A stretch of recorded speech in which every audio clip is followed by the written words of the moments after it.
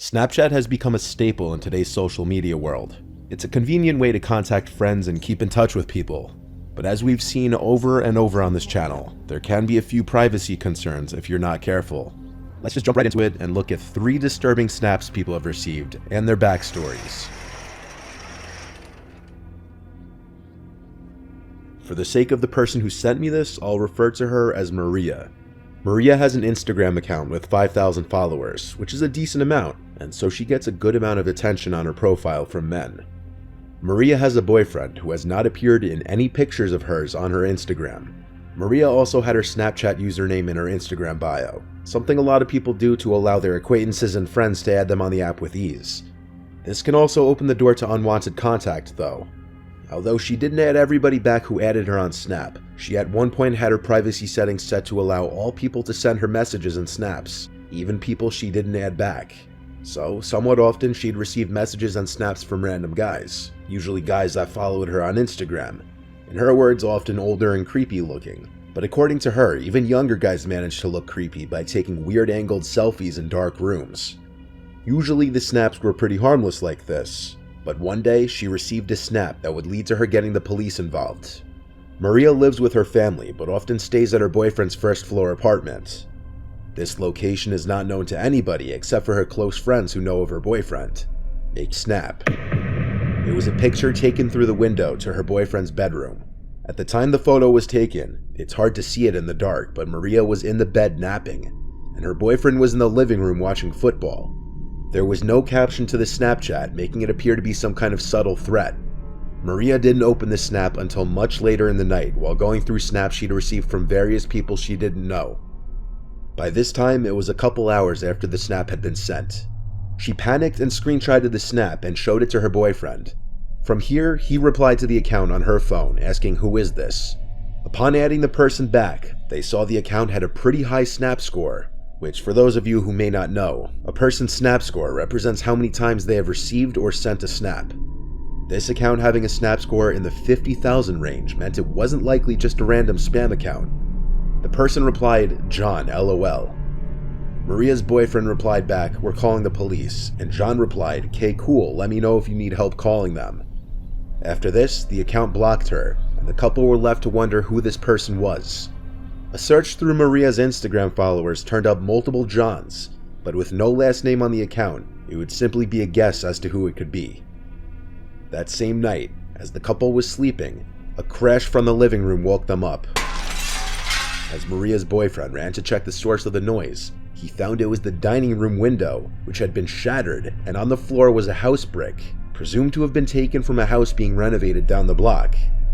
If the couple didn't have a case before, they definitely did now, and they called 911 to report the incident. Now that a police report had been made, police would subpoena Snapchat for information on this person's account in hopes to locate the person. The couple was assigned a detective to their case who was supposed to help in identifying the mystery person. However, as the days turned into weeks, little to no information was given. It did become apparent, however, that the Snapchat account had been either deleted or banned because it no longer came up under search results. Currently, Maria and her boyfriend have no idea who this person was, and any thought of it being a prank by a friend was out the window when their window was literally shattered by a brick. It can boil down to a stalker being jealous of her boyfriend, but this would also mean that Maria was followed to her boyfriend's house, and that the perpetrator would know where she lives as well. Luckily, with security cameras becoming more prevalent on houses, these kinds of crimes are becoming more difficult to get away with. But in cases like this, where there's an absence of any cameras, unfortunately people may still be able to pull these kinds of crimes off. 3 months later, and Maria and her boyfriend haven't seen any new activity at either of their homes.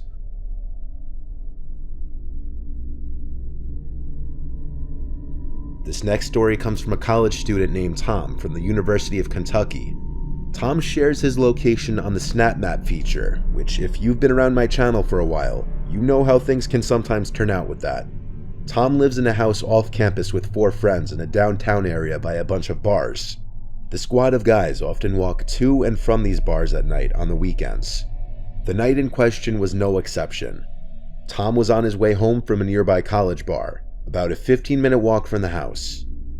At some point while walking home, he was on a quiet residential street with woods on one side, and he heard someone walking behind him.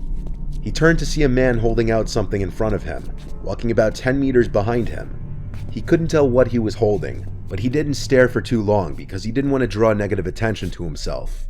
He noted that something about the sight of the man seemed ominous, though. The man was behind Tom for a while, until he turned to the block with his house on it. At some point before making it back, the man was no longer behind him, at least not that he thought. It was only after he made it back inside the house that he got a notification that he received a snap from his friend Luke, one of his housemates, who was home at the time. Luke had lost his phone that night though, so receiving a snap from his Snapchat account meant that somebody had his phone. Tom called his housemates downstairs before opening the video. He also turned a screen recorder on to capture the snap, and this is what they saw.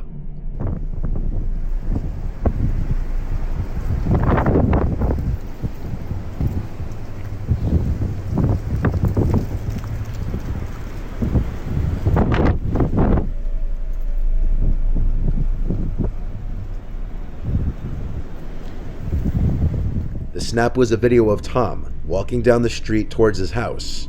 It was the man he had seen walking behind him, and what he was holding out in front of him was apparently Luke's phone. They had the idea to check the location of Luke's phone on the snap map, since he had his location enabled, as did Tom. The location of his Bitmoji was last updated 9 minutes ago, and its location was right on top of their house. So the three guys who were currently home ran around the entire property with all the outside lights on to light up the area. They didn't find the man with the phone, but oddly enough, Luke's Bitmoji moved just a tad as it updated again, yet it was still on top of the house, meaning whoever had the phone had to be somewhere that they were overlooking. After a while, the guys thought to lock the phone using the Find My iPhone feature, and then have it play a sound. When they did this, they were confused to hear the beeping sound of the phone coming from inside the house, followed by stomping of someone's shoes and the front door slamming shut. Luke's beeping phone was still inside the house, but instead of going straight for that, the three guys ran outside to chase after whoever just ran out the front door. Went down, we may never know.